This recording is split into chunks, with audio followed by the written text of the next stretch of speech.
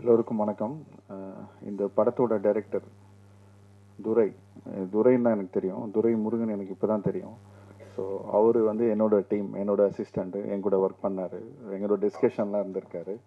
So அவருக்கு இந்த படம் நான் பண்ணுறேன் சார், நான் பண்ணியிருக்கேன், நீங்கள் வரணும் சார் சொல்லி கூப்பிட்டாரு. ரொம்ப சந்தோஷமாக இருந்துச்சு எனக்கு முன்னாடியே தெரியும் இந்த படம் அவர் பண்ணிகிட்டு இருக்காருன்னு. ஸோ இந்த வாய்ப்பு கொடுத்த ஜேம்ஸ் கார்த்திக் சார் அவருக்கு ஒரு மிகப்பெரிய நன்றி. ஏன்னா என் சார்பாக அது ஒரு ஸ்பெஷல் ஃபீலிங். ஆக்சுவலாக என்னென்னா, நம்ம டீமில் இருந்து நம்ம கூட ஒர்க் பண்ணவங்க யாராவது ஒரு படம் பண்ணுறாங்க, சக்ஸஸ் பண்ணுறாங்கன்னா அது எப்படி சொல்கிறது, அதுக்கு வார்த்தையே கிடையாது. ஒரு பெரிய ஸ்பெஷல் ஃபீலிங். ஸோ ரொம்ப ரொம்ப சந்தோஷமாக இருக்குது இந்த ஃபங்க்ஷன் வந்ததுக்கு.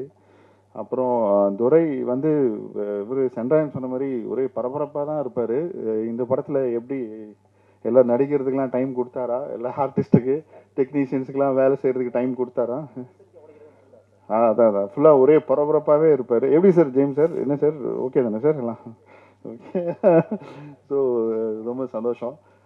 அப்புறம் மெயினாக என்ன சொல்லணும்னு தோணுச்சுன்னா, நல்லா இருந்துச்சு. இந்த சாங் ரொம்ப பிடிச்சிருந்தது எனக்கு. ஸ்னேகன் சார் எழுதியிருக்காரு. அதே மாதிரி இந்த இது டீசர் அதுவும் நல்லா இருந்துச்சு. அப்புறம் லிரிக்ஸ் ரைட்டர் கார்த்திக் சார், நீங்கள் நிறைய நல்ல நல்ல பாட்டு எழுதிட்டுருக்கீங்க, தொடர்ந்து எழுதுவீங்க. நீங்கள் உங்களுக்கு பெரிய ஃபியூச்சர் இருக்குது.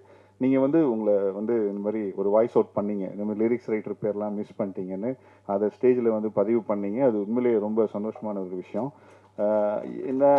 என் படத்தில் பிரதரில் இந்த மாதிரி மக்கா மிஷின் ஒரு பாட்டு, அதில் பால் டப்பான்னு ஒரு பையன் அந்த பாட்டு எழுதியிருக்கான். அவன் பேர் அனீஷ்.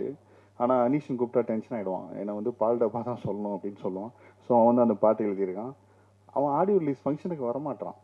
அதுக்கும் நான் இப்போ வாய்ஸ் அவுட் பண்ணுறேன். ஆக்சுவலாக நான் கூப்பிட்டேன் அவனை ஃபங்க்ஷனுக்கு, இந்த மாதிரி வாடா அப்படின்ட்டு. அவன் சொல்கிறான், இல்லை ப்ரோ, அந்த பாட்டு ரிலீஸ் ஆயிடுச்சு ப்ரோ, ஆல்ரெடி அது ரிலீஸ் ஆகி ஹிட் ஆயிடுச்சு ப்ரோ அப்படின்னா. அது ஓகேடா, ஆடியோ லான்ச் ஃபங்க்ஷன் வச்சுருக்கேன், நீ வாடா. அதான் ரிலீஸ் ஆயிடுச்சு ப்ரோ, அப்புறம் என்ன? இல்லை ப்ரோ, மற்ற பாட்டுலாம் அப்போ மற்ற லிரிக்ஸ் ரைட்டர்லாம் கூப்பிடுங்க, என்னையே கூப்பிடுறீங்க அப்படின்னா.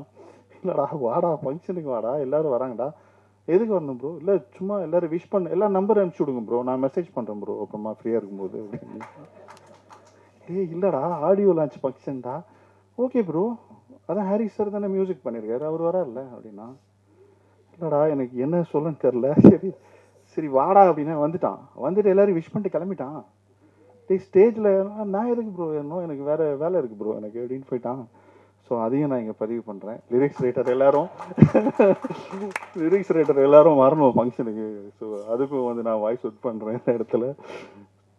அப்புறம் ஆக்சுவலாக என்னென்னா, ஒரு விஷயம் உட்காந்துட்டு இருக்கும்போது இதெல்லாம் பார்க்கும்போது தோணுச்சு.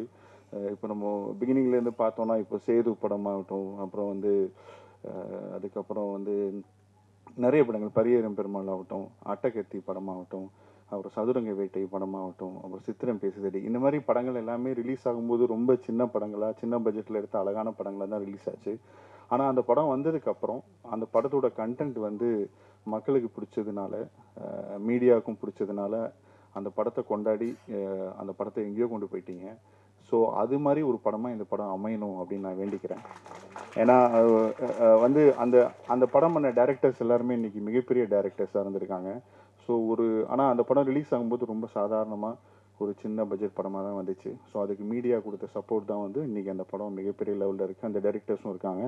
ஸோ அந்த மாதிரி இந்த படம் உங்களுக்கு பிடிச்சதுன்னா, இந்த படத்துக்கு நீங்கள் மிகப்பெரிய லெவலில் சப்போர்ட் கொடுத்து, இந்த இயக்குனரையும் இந்த தயாரிப்பாளரையும் இந்த படத்தையும் நீங்கள் மிகப்பெரிய லெவலுக்கு கொண்டு போகணும் அப்படின்னு நான் உங்களை ரொம்ப வேண்டி கேட்டுக்கிறேன்.